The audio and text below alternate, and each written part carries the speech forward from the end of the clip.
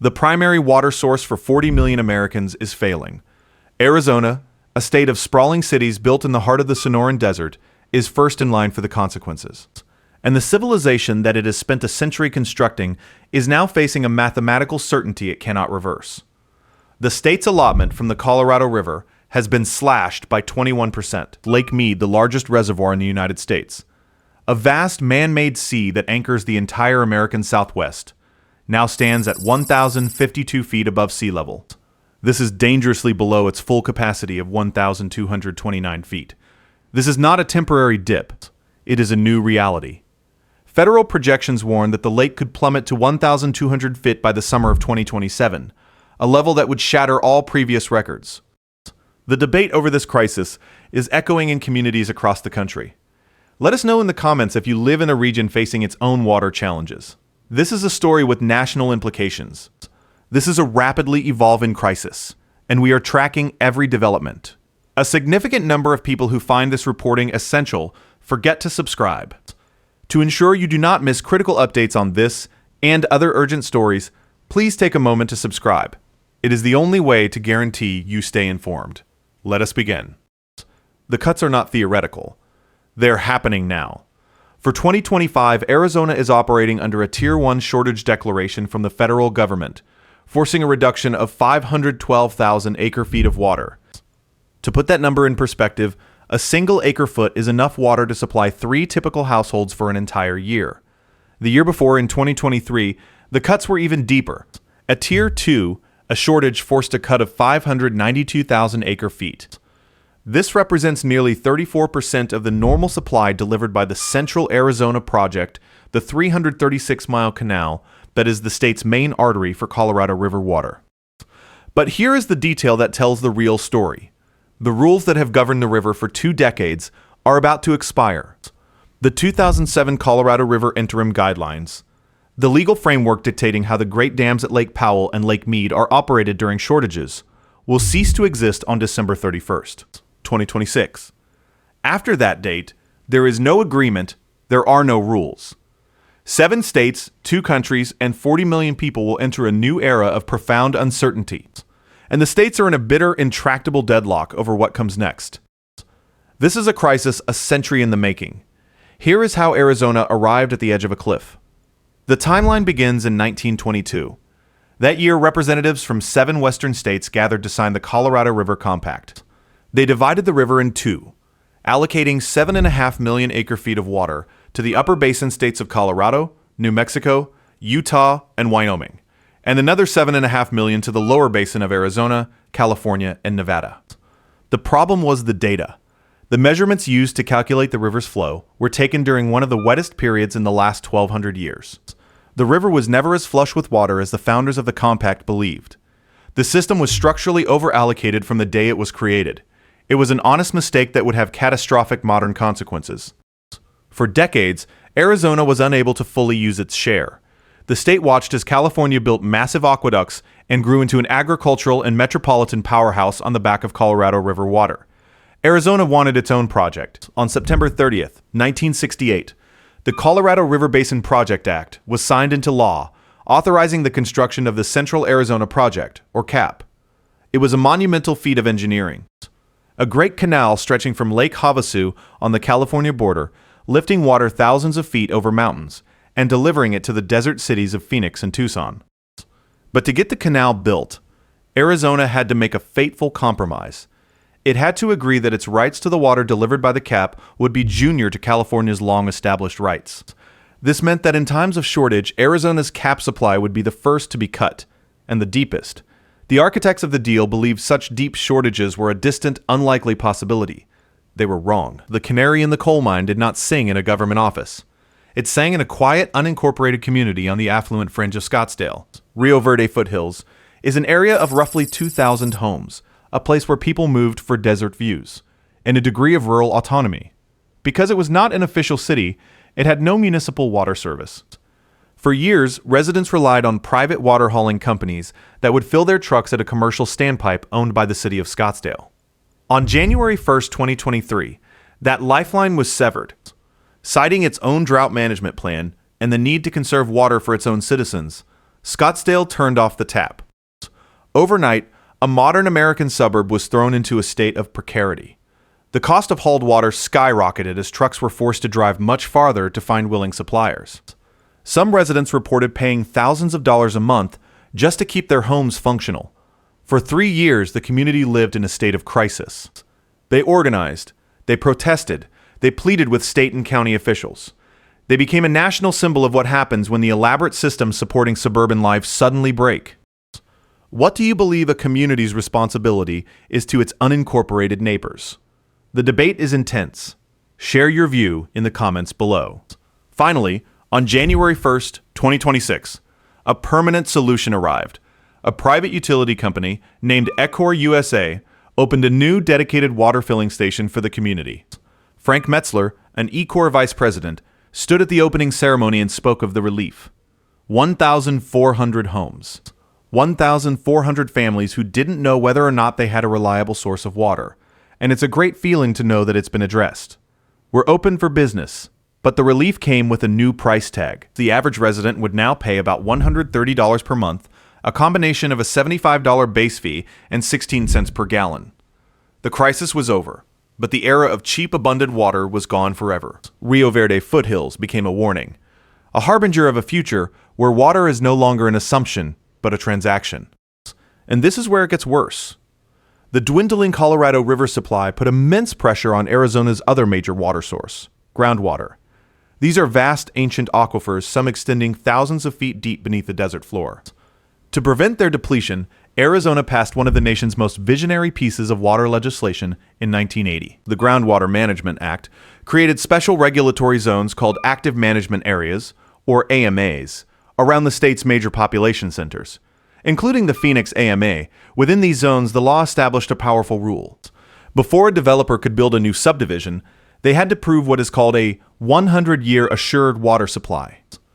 They had to demonstrate, to the satisfaction of the Arizona Department of Water Resources, or ADWR, that there was enough physically and legally available water to sustain that new community for a full century, without depleting the aquifer.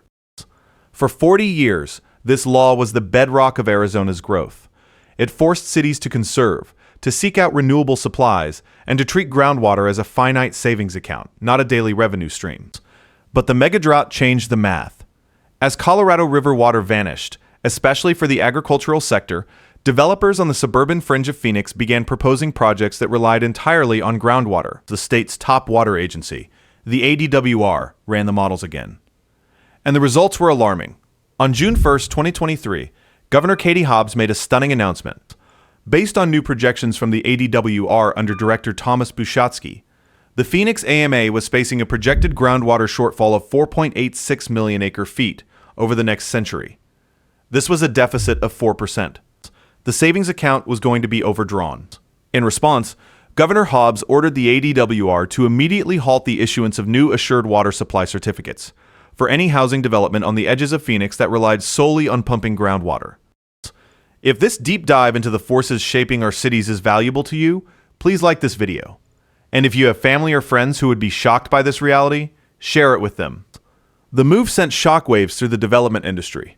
The Home Builders Association of Central Arizona argued that the decision would choke the housing supply, drive up home prices, and kill economic growth. They claimed the state had changed the rules in the middle of the game. They filed a lawsuit. The pause did not affect construction inside city limits, where projects are connected to robust municipal water systems, with diverse portfolios including river water, reclaimed wastewater, and water from the Salt and Verde rivers.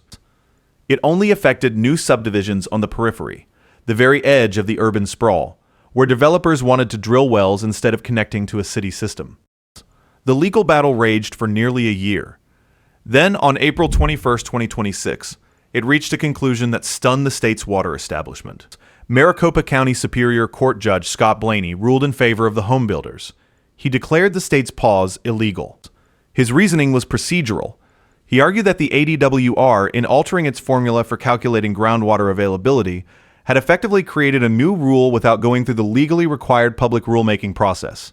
The state, he said, had bypassed the law. The state immediately appealed. The decision created chaos. Did this mean the 100-year rule was effectively neutered? Could developers now return to the unsustainable practice of building endless suburbs on finite groundwater? Picture Kathleen Ferris, a senior research fellow at Arizona State University's Kyle Center for Water Policy. Ferris is not just an academic observer. She was one of the primary architects of the 1980 Groundwater Management Act. She helped write the very law that Judge Blaney had just interpreted.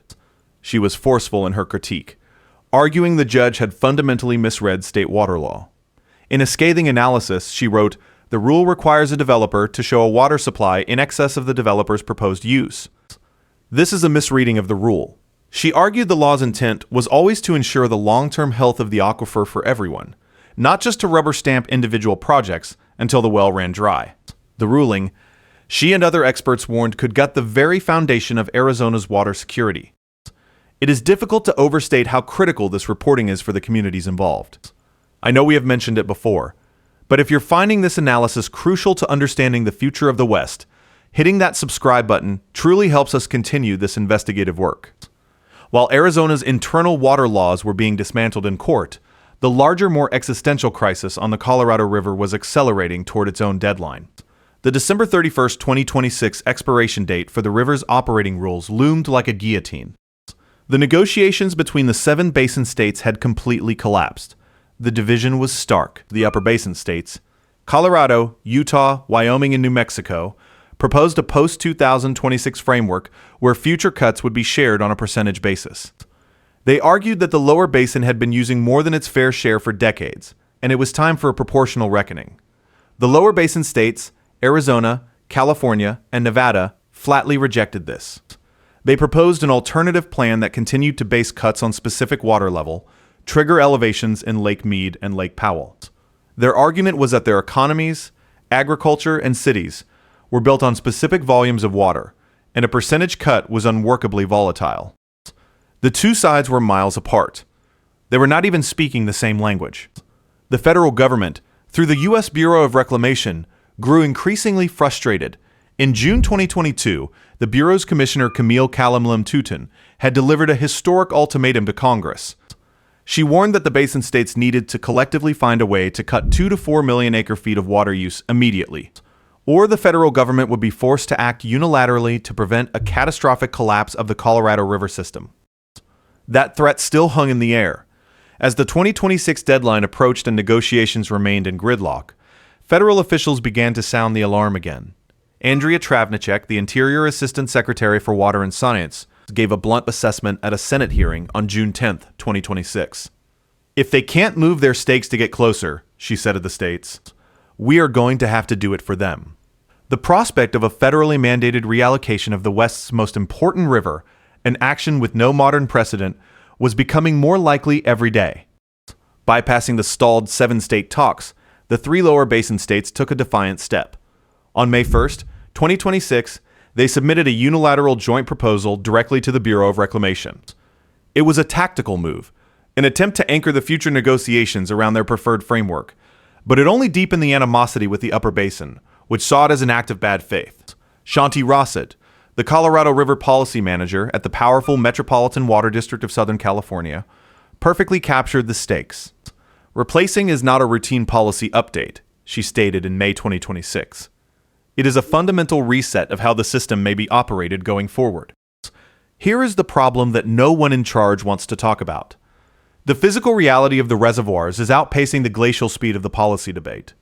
The engineers are in a state of quiet panic. At Hoover Dam, the colossal structure holding back Lake Mead, the water level has dropped so low that it is approaching the point where the original turbines can no longer operate efficiently. The water pressure, or head, is simply too low. In response, the U.S. Bureau of Reclamation announced a $52 million emergency investment in May 2026. They are retrofitting the dam with new turbines, specially engineered to function in the historically low water conditions that are now the new normal. It is a desperate adaptation, and it has a hard limit. If Lake Mead's elevation drops below 975 feet, it hits a condition known as dead pool. At that point, water can no longer pass through the dam's lowest outlet works. It would be physically impossible to deliver water to California, Arizona, and Mexico. Hydropower generation would have already ceased far above that level, at an elevation of about 1,000 feet. But dead pool is a system crash. It means the lifeline is cut. As of May 2026, the lake was at 1,052 feet. It was just 77 feet above dead pool. The warnings from the scientific community grew more dire. In June 2026, researchers at the University of Colorado published a white paper with a chilling forecast. They modeled what would happen if the basin experienced another dry year in 2027, similar to the conditions of 2025. Their conclusion was that Lake Powell and Lake Mead could drop to levels that threaten the physical infrastructure of the dams and the water deliveries to downstream cities by the start of the 2028 water year. The margin for error had vanished. This pressure created bizarre and contradictory outcomes back in Arizona. Just months after the residents of Rio Verde Foothills celebrated the opening of their new Ecor water station, a new threat emerged. A developer proposed a massive master plan community called Mordu Ranch on land directly adjacent to the foothills. The plan called for over 700 high-density homes. Residents who had just fought a 3-year battle for their own water security were now faced with the prospect of a new, large-scale development that they feared would reignite the very same crisis. The irony was devastating. To get around the groundwater restrictions imposed by the state, another novel and controversial solution gained traction. In 2025, the Arizona legislature passed a new law that created a market for what are called ag-to-urban transfers. It allowed farmers who held some of the most senior and valuable water rights in the state to sell their agricultural land along with its accompanying groundwater rights directly to housing developers. In effect, the state was creating a system to reallocate water from growing crops to building suburbs. It was a pragmatic solution to the housing shortage, but one that came at a steep price.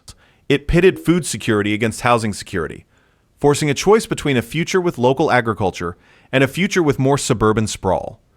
The very fabric of the state's economy and landscape was being rewoven, 1 acre-foot at a time. This entire situation is defined by a series of cascading failures, where solutions to one problem create new, more complicated ones, and the human cost is often buried beneath layers of policy and legal debate. We hear from experts, from officials, but rarely from the people who will live with the consequences. Camille Touton, the Bureau of Reclamation Commissioner, who issued the 2022 ultimatum, has a personal connection to the system she now manages. She has spoken of how her father first introduced her to Hoover Dam as a child, telling her a story that mermaids lived behind the concrete wall because the engineers had made it so safe for them. She cited this meet cute, as she called it, as an early inspiration for her career in water management. Today, she is tasked not with protecting mythical creatures, but with managing the potential collapse of the structure that inspired her. And now for our legally mandated third and final request. I know. But a shocking number of you are watching right now and have not subscribed. If you have made it this far into the details of the Colorado River Compact and active management areas, you are clearly one of us. Please take that final step and subscribe. It means we can keep making these documentaries. The voices of experience, those who built and managed Arizona's water systems through the 20th century, are now watching in alarm. These are the people who understand the plumbing, the law, and the politics. Their warnings are unheeded but unequivocal. They see the collision coming in slow motion. They speak of a future that most residents and politicians are still unable or unwilling to contemplate. The disconnect between the comfortable daily life in Phoenix and the grim reality of the water ledgers is the central unspoken tension of this crisis. The swimming pools are full, the golf courses are green, and the new housing developments continue to rise from the desert floor. But the water that supports it all is on a fixed and rapidly dwindling budget. The state is not, in fact, running out of water.